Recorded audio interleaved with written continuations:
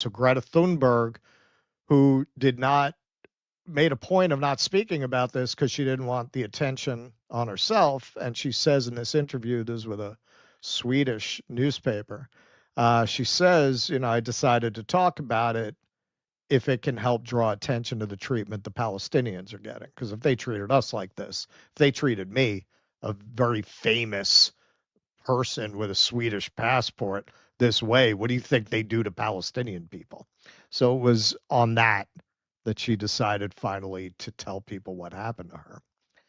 Greta Thunberg wants to highlight the 500 strong crew of the 42 boats that made up the flotilla: teachers, doctors, researchers, students, parliamentarians, small business owners.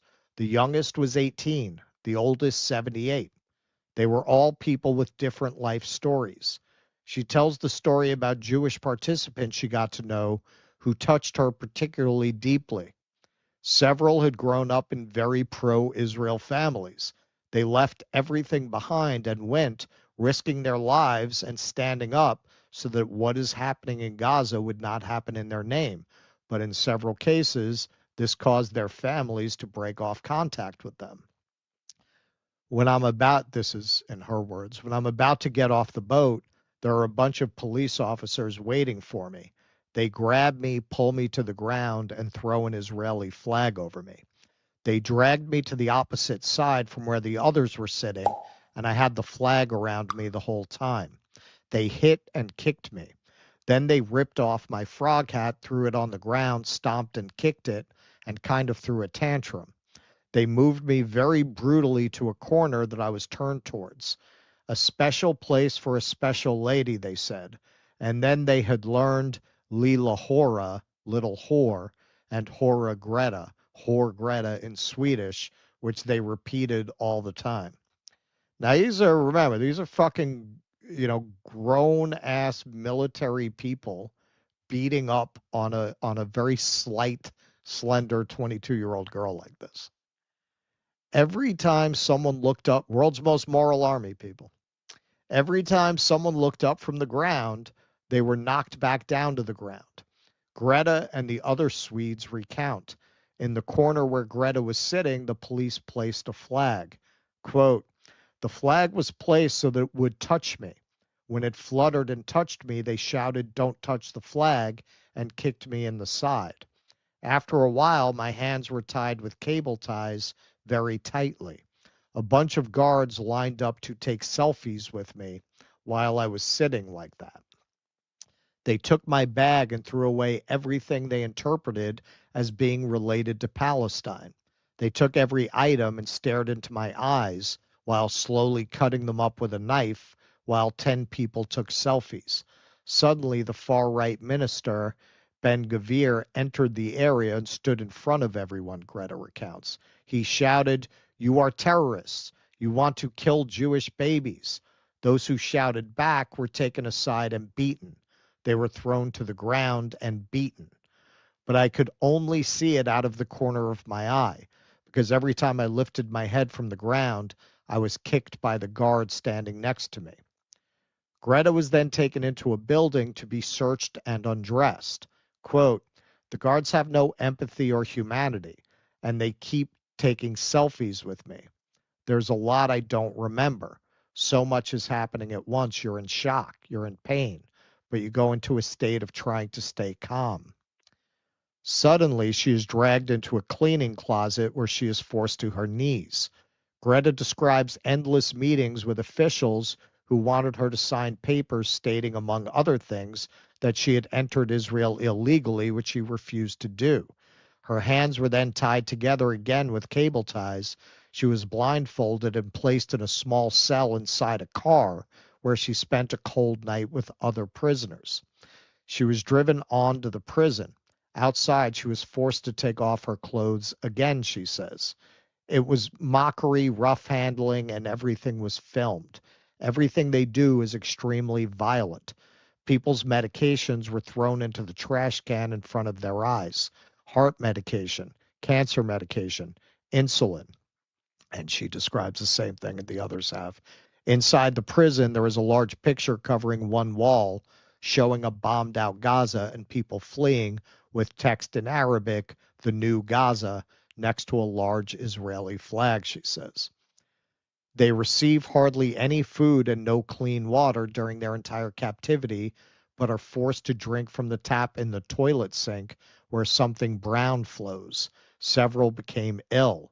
Quote, you felt that you couldn't afford to cry because you were so dehydrated. It was so hot, like 40 degrees. For us barbarians, that's 104. We begged the whole time, can we have water? Can we have water? In the end, we screamed. The guards walked in front of the bars the whole time, laughing and holding up their water bottles. They threw the bottles with water in them into the trash cans in front of us. At one point, around 60 people were put in a small cage outdoors in the middle of the sun, according to several participants of the flotilla. Most of them did not have enough room to sit down. Quote, when people fainted, we banged on the cages and asked for a doctor. Then the guards came and said, we're going to gas you. It was standard for them to say that. They held up a gas cylinder and threatened to press it against us. Now, if that does not show you how the abused became the abuser and how basically these are a bunch of mostly Ashkenazi Eastern European Jews, about as Middle Eastern as Kid Rock, who kind of like what how Coppola described the filming of Apocalypse Now. They went out into the desert with too much money and too much equipment and slowly went insane. That really paints a picture of that. They're recreating this mythologized trauma that is the underlying origin story, much more than the Bible that they hide behind. It's the real mythological origin story of this state. During the nights, guards regularly came by and shook the bars, shining flashlights, and several times at night they came in and forced everyone to stand up.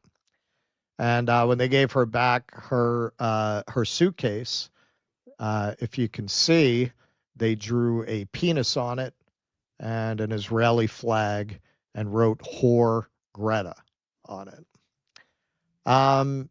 So it's no surprise. And by the way, Elizabeth Berry here, if you follow my ex, all of those awesome memes that I drop, I would say at least 6 out of 10 of them come from Elizabeth Berry. I don't know where she finds them.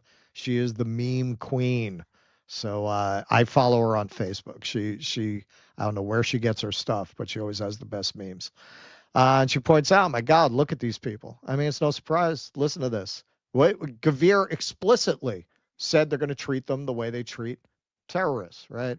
Which translates to Israelis as Palestinians. So it's no surprise. Look at these people. Look at these people. Weird that Israel is releasing people held hostage for over 20 years, but they told us this started in 2023, which is an excellent point in itself. But look at the condition of these people. And that's no surprise given what everyone who has been in this prison has described. And it really shows you what impunity Israel has, because they knew these people were going to go and tell these stories. I haven't even seen them really deny it. They drew it on the suitcase. They created evidence. They created evidence. There's no way that all these people from all these different countries, I mean, they haven't even tried to assert this, but if you want to say they're lying, they're all telling the same exact fucking stories. The stories are all uncannily similar. They all describe that banner. They all describe the same process of being beaten, of being denied water, of having to drink out of the toilet, of the heat, of taking away the medications, of the threats of rape, of being woken up several times in the night.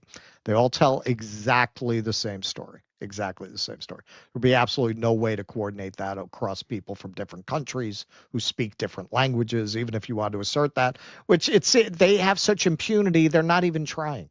They're not even trying. Like, I think they want them out there telling that story so people don't come to do this again. Yeah, no, it's completely demonic. It's like I said, any pretext that this is based on any sort of code of ethics or morality, much less international law, is just totally out the window. It's just might makes right. This is the behavior of the empire. What the fuck is anybody going to do about it? Fuck you. That's it. That is it. That is the ethos at this point. So not surprising at all to me to hear any of that. As horrifying as it is, it's not surprising. Just one quick point. Just this is more inside the huddle talk. Stories like this are why you don't, some of us, like out of boredom and out of a necessity to create some kind of clout or hot take, this is why you don't shoot your mouth off on Twitter about how the people on these flotillas are really in it for themselves and they're really just doing this to boost their own profile and motivated by their own ego. You don't really see any of that stupidity in the face of this, because in case you had any doubt about how sincere these people were, look at what they endured, right? This is why you don't talk shit. There's why if you see me at an event and you think I'm really interested in your hot take on Chris Smalls and why we shouldn't, talk about him positively, go fuck yourself in the ass. I'm not interested. Yeah. I promise you I'm not interested. Keep it to yourself. So you want to talk about that? Start a show. Right. Go ahead. See what kind of audience you attract. Yeah, no. With hot people takes with that about take how the flotilla members are egomaniacs. Right. Yeah, exactly. She actually she actually said that in the article. Greta said, people lost jobs who did this. They lost careers. Like nobody did this for a selfie. Right. Who's going to do this for a selfie? Yeah, you got to do this for a selfie. Yeah, no, it's all about clout. It's all about clout. Right, exactly. Please clap.